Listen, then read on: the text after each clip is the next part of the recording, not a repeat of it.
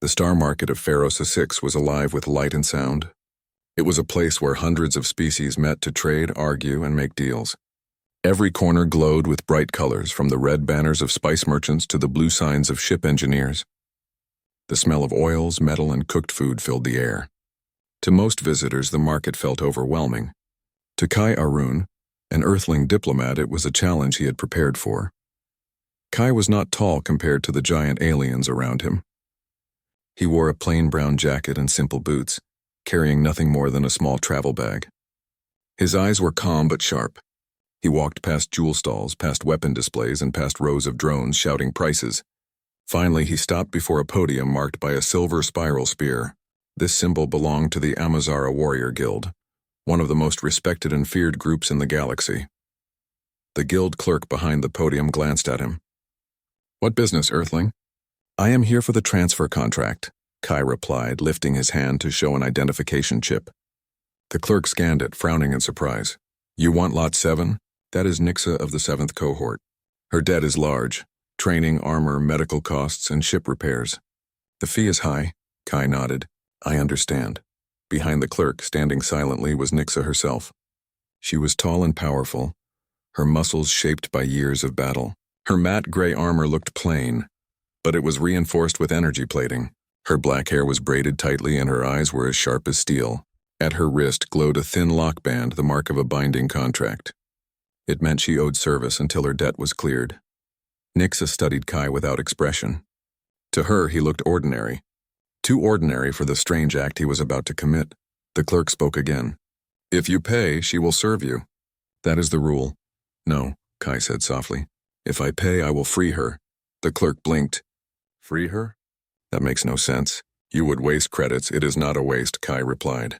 "A warrior should walk her own path. That is the point of strength." For the first time, Nixa turned her head fully to look at him. Her voice was steady but curious. "Why would you spend much for nothing, Earthling?" Kai met her eyes. "Because your life is not nothing. It is your choice, not a chain." The clerk rubbed his forehead. "Earth has strange clauses in its treaties. One is the immediate emancipation rule. If this human pays and then declares emancipation, the guild cannot stop it. However, there is a condition. A 30-day transition is required. The sponsor and the warrior must stay together so the warrior is not abandoned without support." "That is fine," Kai said. "I will not abandon her." The paperwork began. Signatures glowed across panels. Numbers of credits vanished from Kai's account. At last, the lockband on Nixa's wrist flickered, changing from guild blue to neutral white. She stared at it for a long second. Nothing around her had changed. The market was still loud, the lights still bright. Yet something deep inside her felt different. The invisible chains of guild debt were gone. She looked at Kai again. "So now I walk beside you for 30 days. After that I choose my own path?" "Yes," he said with a small smile. Nixa crossed her arms. "Then tell me, Earthling, what do you want in these 30 days?" "Not command," Kai said. "Partnership. I came for you because you are known for honor. There is work that needs both honor and strength." They left the podium and walked to a nearby food hall. The hall was simple. Metal tables, steam rising from bowls, voices speaking in many tongues. Kai ordered 2 meals, rice with spiced vegetables for himself and roasted protein slabs for Nixa. While they ate, he set a small chessboard on the table. The pieces were magnetic so they did not fall. "This is an Earth game," he explained. "It teaches patience and imagination." Nixa raised an eyebrow. "I know drills. I know battle maps.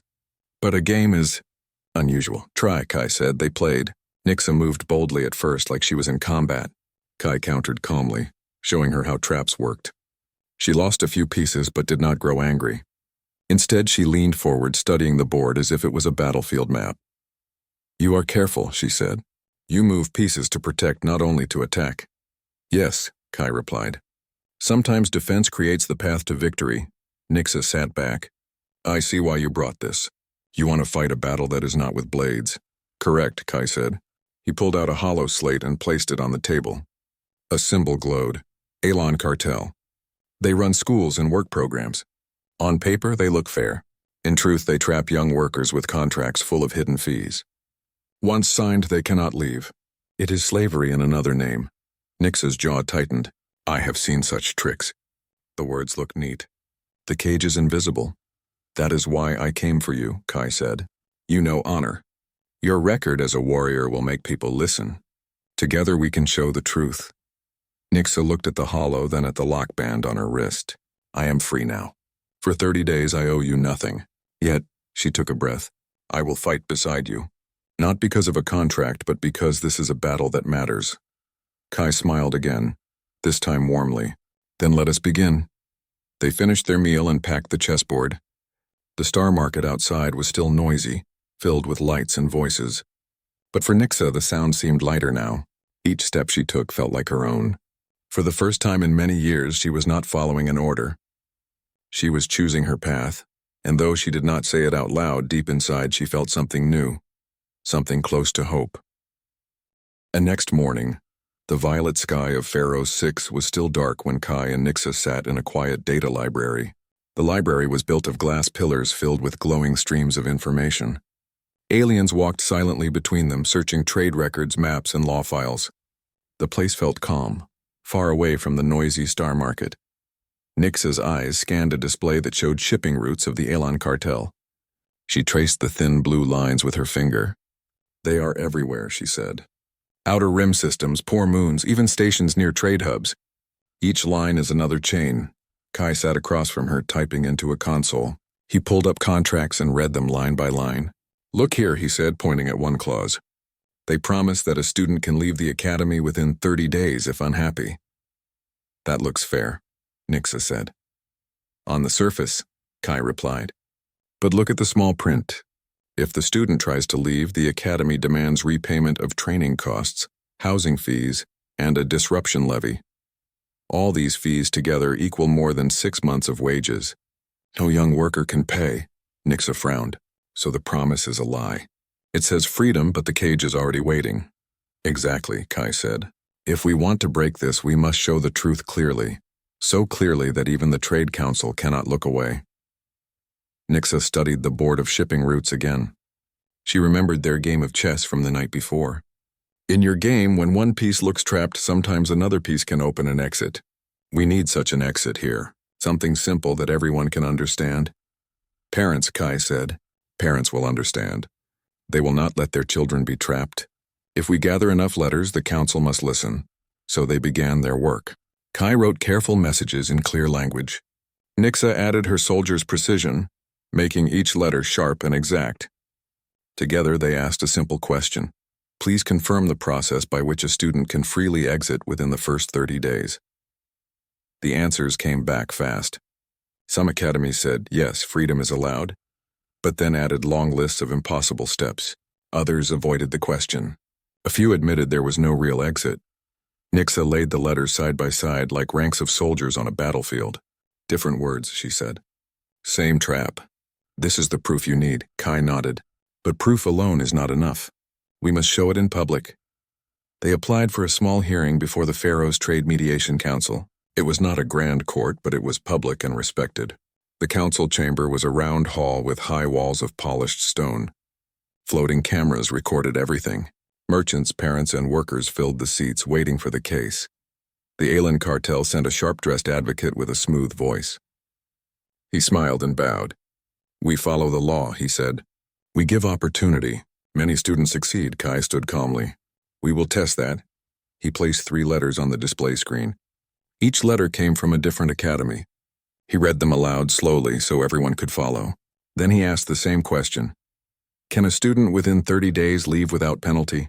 The advocate spoke about safety, about the value of training, about the importance of discipline. He spoke for 5 minutes, but he never answered the question. Nixa stepped forward. She placed a 4th letter on the display. This one is from a parent on Kessa Moon. Their child tried to leave after 2 weeks. The academy demanded transport fees, housing fees, and a disruption levy equal to 6 months' wages. The hall went silent. The cameras zoomed closer. People did not shout, but they leaned forward, listening harder. Kai bowed again. We request a temporary freeze on new student contracts until this matter is reviewed. We also request protection for students who wish to leave during the audit. The council called a recess. The advocate looked confident, as if nothing serious would happen. Nixa leaned close to Kai. In battle, a pause can be a trap. Or a chance, Kai said. During the recess, they acted quickly. They sent their evidence packet to parent groups and workers' unions in 3 systems. Nixa added her own message. I am Nixa of Amazara. I stand for clean contracts and honest exits. If you signed and want to leave, ask for help now. The response was overwhelming. Messages poured in, some with thanks, some with proof of unfair contracts, some from guild officers who had long disliked the cartel, but needed courage to speak. When the council returned, it announced a 2-week freeze on Aelin's contracts pending full audit. The advocate's smile grew thin, but he said nothing. That night, Kai and Nixa went to one of the academies, Kessa 2 training hub. They did not carry weapons. Instead, they brought transit vouchers, forms, and a team of volunteer advocates. They set up a small table outside the academy gate. If you wish to leave, Kai told the students who gathered, here is how. The council has frozen contracts. You may request an exit without penalty. Here are the steps. Nixa handed out clear papers, each one showing the process in simple lines. We will walk you through it, she said. You are not alone. Students hesitated at first. Guards watched nervously. But slowly, a few brave ones stepped forward. They filled out forms, took vouchers, and walked toward the shuttle station. Nixa watched them go. For the first time, she saw real change with her own eyes. Change that came not from blades or battles, but from courage and clarity. Look at them, she whispered. They are walking free. This is a victory. Kai nodded. The best kind. But the cartel will not give up. We must prepare for the next move. The violet night sky of Pharaoh 6 stretched above them. Airships moved like silent fish across the stars. Nixa tightened her gauntlet. Then we will keep playing, she said. We will find the exits.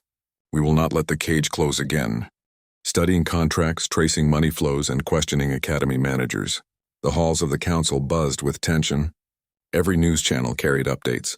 Some merchants whispered that the Elon cartel would crush the case with wealth. Others said the cartel was already finished. Kai and Nixa did not waste the 2 weeks. They knew waiting was dangerous. While the council investigated, they prepared the people.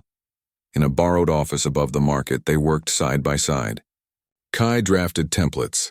How to request an exit, how to report pressure, how to travel home safely. Nixa read every line, cutting away fancy words until only clear steps remained. Simple, she said. The weak must be able to read this. They must not feel lost. They shared the templates with parents, student groups, and even a few Amazara guild officers who supported them quietly. Soon those groups began helping each other. What started with 2 people grew into dozens, then hundreds. One evening, a parent from Kessa Moon came to thank them in person. She bowed deeply to Nixa. My son is free because of you. He works now by choice, not by force. Nixa, who had spent years in chains of rules, felt her chest tighten. She placed a hand on the woman's shoulder. Your son freed himself, she said softly. We only showed the path. When the day of judgment came, the council chamber was full. Traders, parents, warriors, and reporters filled every seat. The air was heavy with expectation. The Elon cartel's advocate stood tall and confident, but his eyes shifted nervously. The lead counselor, a tall insectoid with crystal wings, spoke clearly. Our findings show that the promise of free exit within 30 days is not honest in practice. Students are charged hidden fees that make exit impossible. We declare these contracts invalid. The cartel must refund illegal fees and open clean exits immediately. A monitor will oversee compliance. Gasps filled the chamber. The advocate tried to object, but his words were drowned in the roar of relief and anger from the audience. Parents wept. Students cheered. Traders whispered about lost profits, but none dared defend the cartel openly. Kai bowed to the council. Nixa stood beside him, her armor shining under the chamber lights. For the first time in years, she felt pride not in battle, but in justice. After the session, they stepped out onto the council terrace. The violet sky stretched wide above them. Below, crowds of parents and students gathered, waving, cheering, thanking them.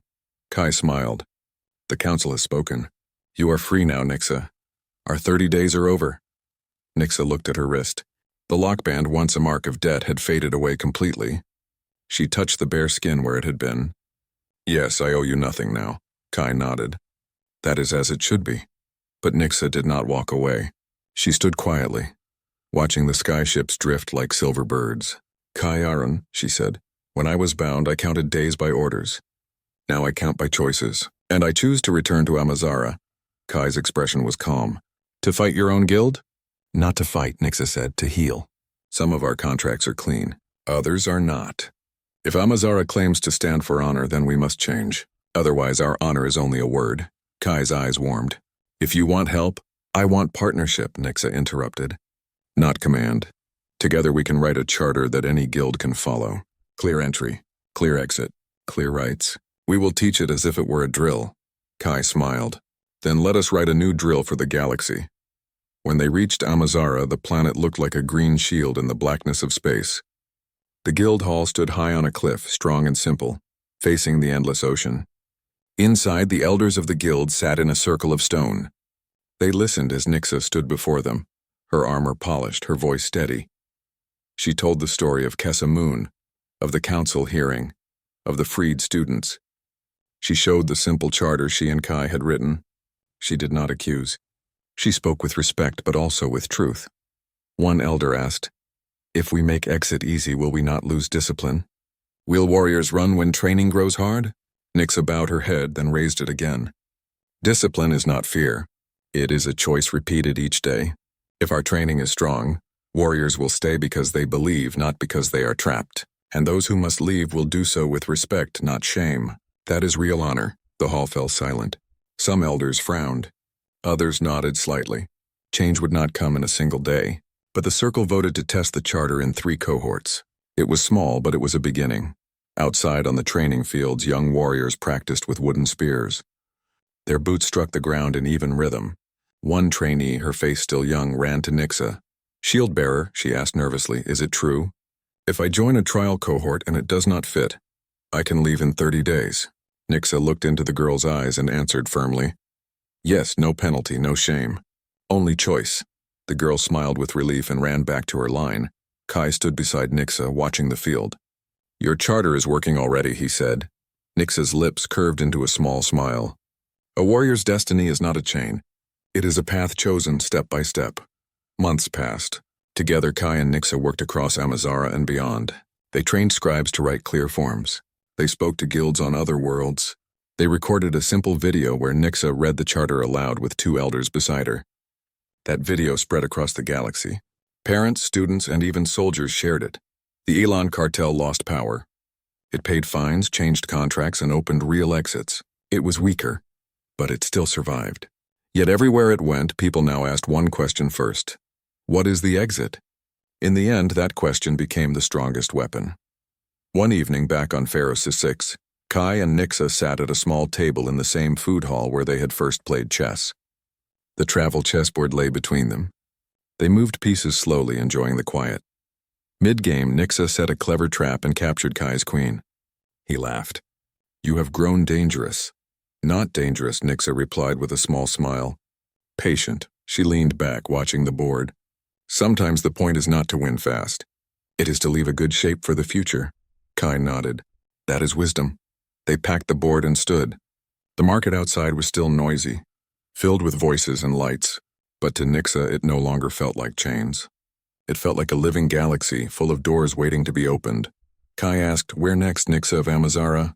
She looked at the sky lanes above, where ships moved like stars. "Wherever someone believes a rule is heavier than a person," she said. "There we will go. There we will make exits. There we will open doors."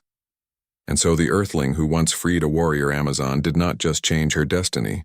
Together, they changed the destiny of many.